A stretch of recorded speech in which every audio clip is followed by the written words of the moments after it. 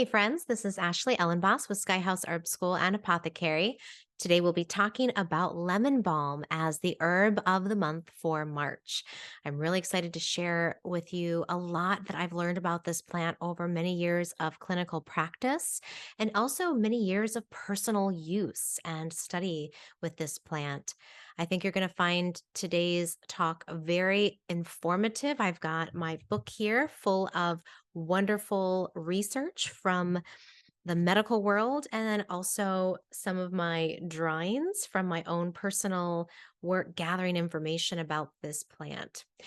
I will say as a plant for the month, this is a wonderful herb to take in the month of March this year. Certainly, it's a plant you can take anytime. However, if you're listening to this as it's being published, go ahead and start brewing your lemon balm because it is going to be a wonderful mood lifting herb that will help in sort of these darker weeks ahead as we go through some pretty intense astrological transits. And as Saturn moves into the sign of Pisces, which is sort of it's a new place for Saturn. We're going to be feeling a little bit of some rocky oceans. And so this plant is going to be a really, really nice one to help you weather the waves and not get drawn under by angst and some of the heavier vibes.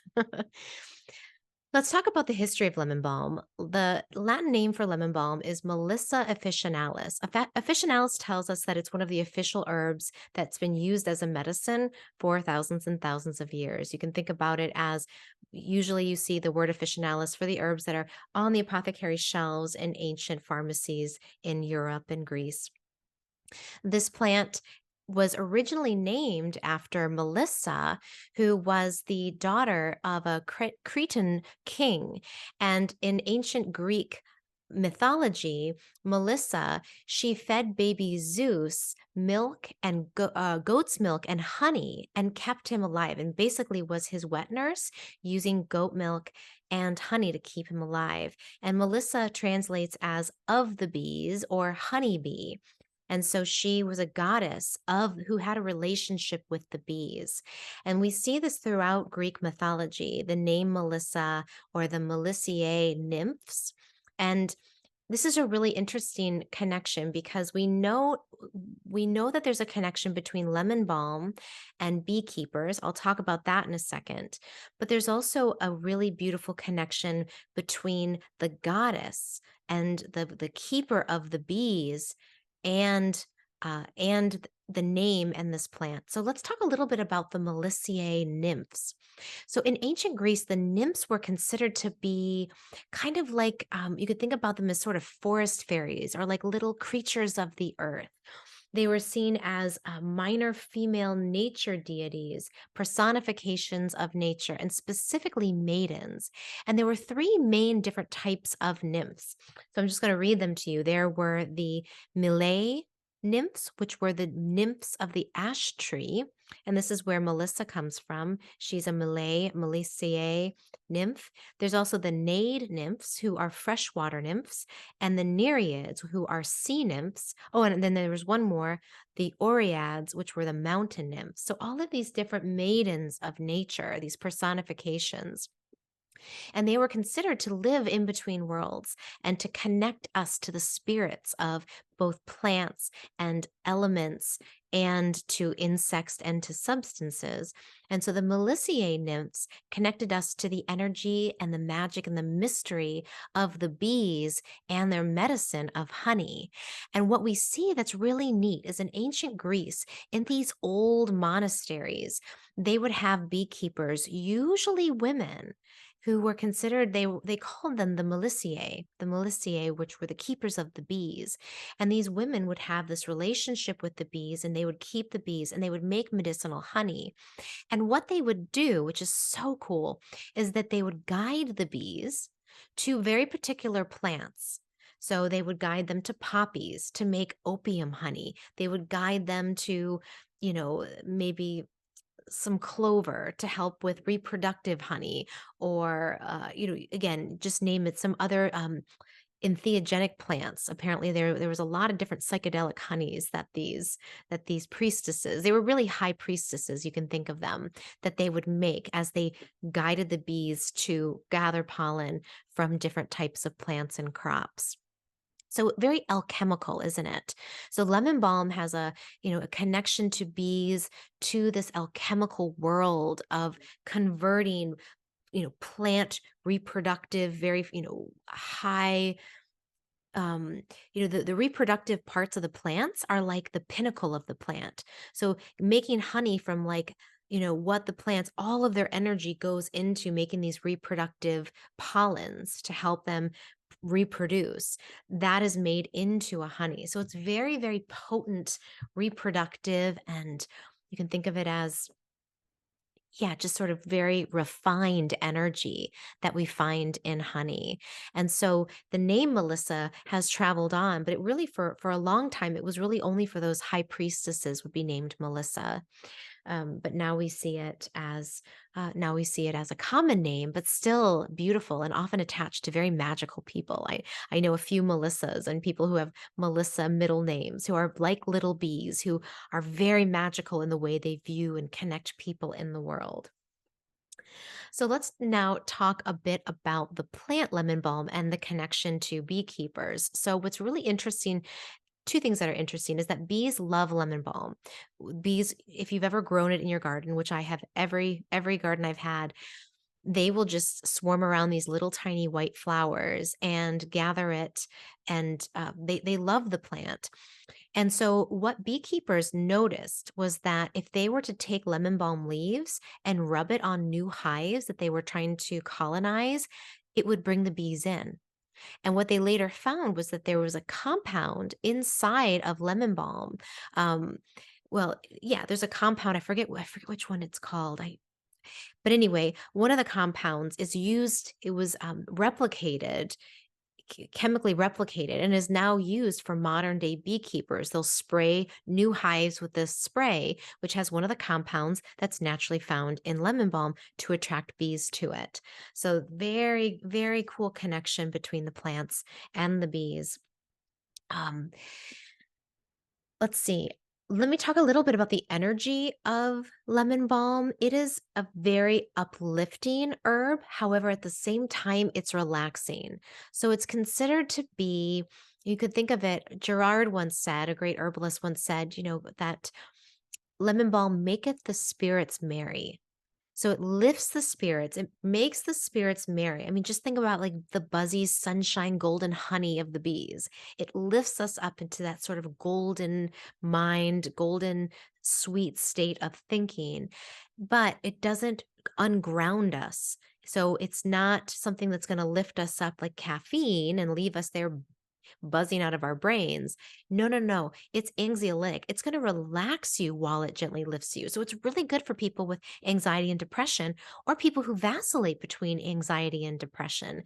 It's one of my favorites for that pattern. And you know who's really like a part of the population who really has that pattern? Kids. I mean, just look at kids. They're happy one minute, they're crying, they're tired, they're awake, they're all over the map. Lemon balm is a wonderful plant for kids. It's very normalizing and stabilizing for their moods, both taking off the edge of anxiety and hyperactivity, but also lifting them up from those heavier, lower, more depressive, sleepy states, right? So this plant is safe enough for kids and recommended for kids, especially for kids who have anxiety. It can be taken in the morning as a tea before school. It can also be taken before bed at night. So you might want to consider that. And it works the same way for adults. So we can also benefit as adults from that balancing activity. I will say that it is slightly cooling. This is something that is a little debatable in the herbal world. I follow the work of Matthew Wood, who looks at the flavonoids in this plant as considered to be sour, and sour is considered to be cooling in the Greek energetic system, whereas I know in the Chinese system they consider sour to be warming. But what we're looking at here is all of these really strong antioxidants and flavonoids that tend to they slow down the Krebs cycle in the body, which is the conversion of energy in the cell. And so it slows that down and thus creates a cooling effect in the body. So that's how we in sort of the Western herbalism view it, because it has that, and it has definitely that sour taste, which is considered to be cooling. Digestively, it's a little warming. So in the Chinese system, they consider lemon balm to be warming because it has a digestively warming effect. But what happens after it warms digestion? The body cools. So guess what, guys? We both win. The Western and the Eastern end up on the same page. I love when that happens, which it usually does. All right. Now, I want to talk about the science. Some really interesting facts here about how lemon balm helps people in and how it's been shown in the medical world. I wanted to read this one about its work as a cholinergic. Lemon balm appears to increase activity in the cholinergic system in the brain. This is necessary for memory and attention. Lemon balm exhibits central nervous system acetylcholine receptor activity with both nicotinic and muscarinic binding properties. Um, and then they also say that it has a moderate effect to the GABA alpha benzodiazepine receptors, which has that brain relaxation response. Think of benzodiazepines or like depressants, central nervous system depressants. So it has that effect. It has that relaxing anxiolytic effect while also increasing the cholinergic activity of memory and brightening the brain, you could say, right? Isn't that cool? It does both. It's also antispasmodic.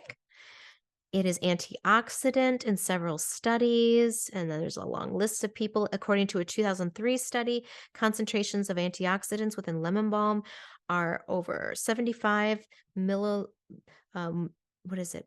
MOLs, I forget that, milliliters of moles or something per 100 grams. And then they showed that there was a significant decrease in activity of the antioxidant enzyme superoxide. I'm going to pass this. Basically, what they're saying is that there is a lot of antioxidant activity, and they found this in rats that they sadly gave oxidation drugs to. It is been shown to slow the cardiac rate, but not alter the force of contraction for the cardiovascular system. It promotes neurogenesis. So that is enhancing the neurogenic ability of cells in the hippocampal denegate gyrus in vivo. This is affected by severe neurological disorders, including Alzheimer's disease. The study found administration of lemon balm extract increased GABA levels in the hippocampal denate gyrus of mice. So it can be helpful with Alzheimer's. It's hypoglycemic, so that can be helpful in type 2 diabetes. It's anti-carcinogenic, anti-mutagenic. So this is helpful for reducing or protecting the body from cancerous activity. In clinical use, it's been used for anxiety. There's tons of studies showing its use for anxiety, tons of studies for cognitive function, insomnia, gastrointestinal conditions associated with spasm and nervousness. And again, think about kids too. I feel like lemon balm is such a great one for kids who have nervous stomachs. And then topically, it was used in ancient Greek medicine as a topical for wounds because it's very antiviral. But it also, interestingly enough, is good for herpes. It's it's good for herpes simplex type 1. Because it's a strong antiviral. I also have used this oil for shingles. So you can think about different ways of using it as an antiviral as well. And we all know there's lots of viruses going around these days. It's anti-ulcer, ulcero, anti, where was that word? Anti-ulceratogenic. I know I'm not saying that right. It's really late. I'm recording this like past my bedtime. My brain's like, what? So yeah, it helps with ulcers. And I could go on and on. I just want to show you guys all of this. Ugh. If you don't believe me, look at all of these. These are all sources. Oh, on this page, those are all clinical data, not all clinical, but they're all research-based, Western approved research on lemon balm. So there's a lot of information out there. I'll put this book in my links in the description so that you can find that. Ooh, everything got really bright. So that, let's see if my camera can come back to meet me. Hello. Um, that's okay. We'll roll with it. Maybe it's the lemon balm. Maybe it's the effulgence of the lemon balm is just brightening everything around me. I'll take that. um, so now the last thing I wanted to say is, how do you take lemon balm? Lemon balm is a very difficult essence to capture. So you can take it as a tincture, you can take it as a tea, but ideally you'd take it as a hydrosol, where you basically cook down the plant material and then you gather the essential oils, which are which are in water. If you've ever taken or used a rose hydrosol, maybe as a skincare product or as a food additive, it's basically the same process. And that's the best way to really, really get the essence of lemon balm and to get that real pure lemon smell. Otherwise, brewing a tea is really nice. That's my second choice, is to brew, maybe take 1 or 2 teaspoons of dried herb to about 2 cups of water, let it steep not too long, like 10 minutes. Take it out, strain it, and then drink that. For kids, make it a little bit weaker and add a little honey. And this, again, think about the best of both worlds. You can bring together honey and lemon balm together and bring the melissa, the bees, and the plant together. And it works really well. It tastes so delicious, so soothing for the nervous system. So try it as a tea. You can find it as a tincture as well. Not my favorite because you lose a lot of that lemon, and yeah, it just has a different quality to it, but you can certainly use that if that's the best option for your body. And last but not least, I wanted to share with you this beautiful card, if it will let me focus, from the Herbal Astrology Oracle. And this is a picture of lemon balm, and it says nurture. And I really do feel like this plant, here's the High Priestess, right? Melissa, the High Priestess, holding the lemon balm. You can see those little white flowers and the bees. This is a plant that does nurture us on the highest level. It really, Paracelsus, who's considered to be the father of chemistry and really an incredible herbalist from, I want to say the 1400s. He said that lemon balm is one of those plants who can do everything, and it's of such a high vibration that it is only second in its vibration and complexity to human blood, which I find to be fascinating. Of all the plants, he considered this plant to be the highest and the most elevated of all the plants that he had done his research on, which was thousands. So I really take that seriously. Anything that Paracelsus says, I really look into, and um, I really trust. So, and I've taken this plant myself. I've been giving this herb to clients for over 15 years, and it is subtle. You might not think it's doing much, but I promise you it is. It is working and it is doing its magic. It's synthesizing things together. It's lifting the darkness. And, you might be like, well, I feel okay. That means it's working.